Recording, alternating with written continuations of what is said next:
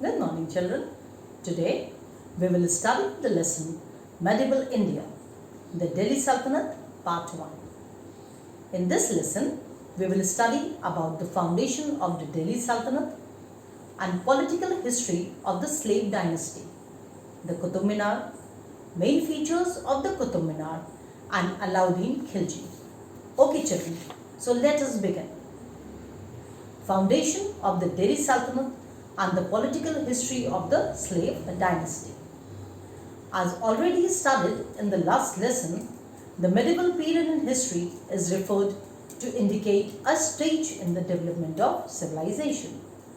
The Delhi Sultanate was a Muslim empire that controlled much of what is now India, Pakistan and Bangladesh from 1206 CE to 1526 CE.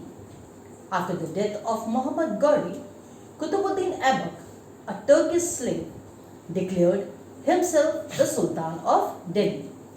This marked the foundation of the Delhi Sultanate.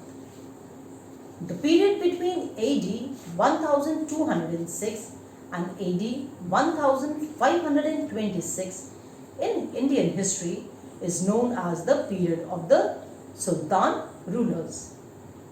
Soon after the rise of the Islam in Arabia in the 6th century CE, many attempts were made by the Islamic conquerors to enter India. In 712 CE, the Arabs under Muhammad bin Qasim invaded Sindh and conquered it.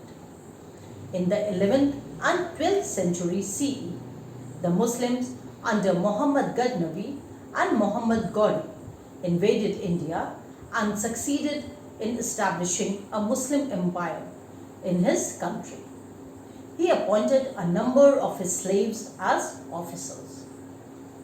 After the death of Muhammad Ghori, all the Muslim rulers who ruled India from 1206 to 1290 CE were either slaves themselves or descendants of the slaves rulers, and so their dynasty came to be known as the slave dynasty in the history of India. The early rulers of the slave dynasty were known as Mamluks or Sultan. Archaeological sources for the study of the Delhi Sultanate.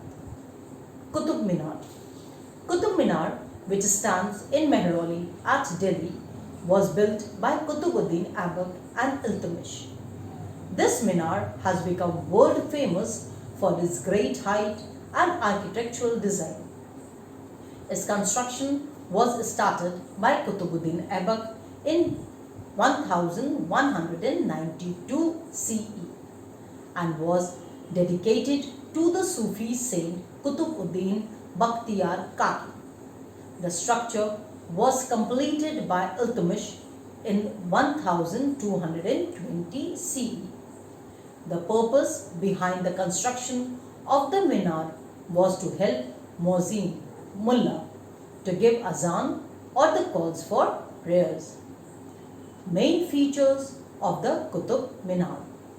The circular tower of the minar that rises to a height of 72.5 meters was dedicated to the Sufi saint Qutbuddin Bakhtiyar Kaki. The minar is about 14.3 meters at the base and tapers to the width of 2.7 meters at the summit. It originally consisted of 4 stories. The last story was damaged by the lightning and it was reconstructed into 2 stories by Firoz Shah Tughlaq, totaling 5 stories. Each story is separated from the other by balconies, which encircles the tower. The entrance to the tower is through the doorway on the northern side inside the tower. There are 379 stairs which lead to the top.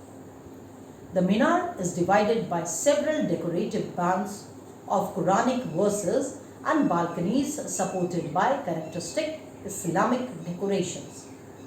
Red sandstone, marble and grey quartz has been used to construct the lower. It is the tallest stone tower in India.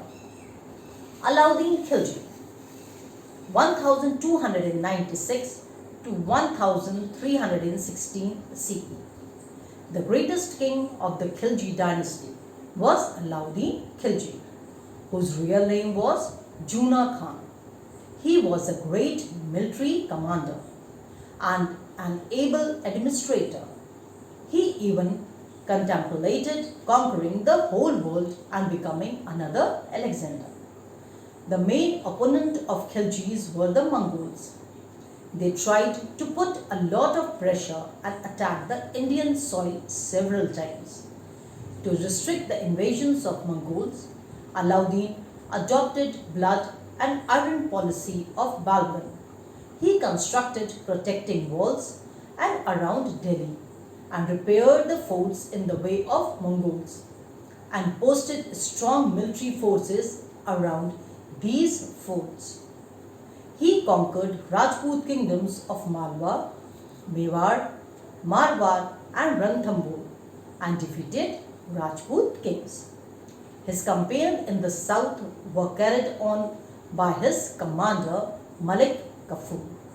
The Yadavs of Devgiri, the Kakatiyas of the Warangal and the Hoshalas of the Dwar Samudra were defeated by Malik, who even marched up to the Rameshwaram and attacked Madurai. Malik Kafur plundered all these kingdoms and returned to Delhi. He brought enormous wealth for Alauddin and made him rich and powerful. He occupied several portions of northern India by AD 1305. Alauddin was a great patron of art and learning, although he himself was illiterate.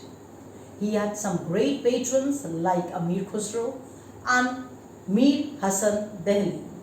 He also promoted the architecture and built an entire city called Siri and took to the enlargement of Katabi Mosque. Okay children, this was the first part of the lesson. I will advise you to go through the topics from your textbook thoroughly. To get a better understanding of the lesson, you are also required to do the question and answers in your history exercise copy, which will be checked later. Have a good day.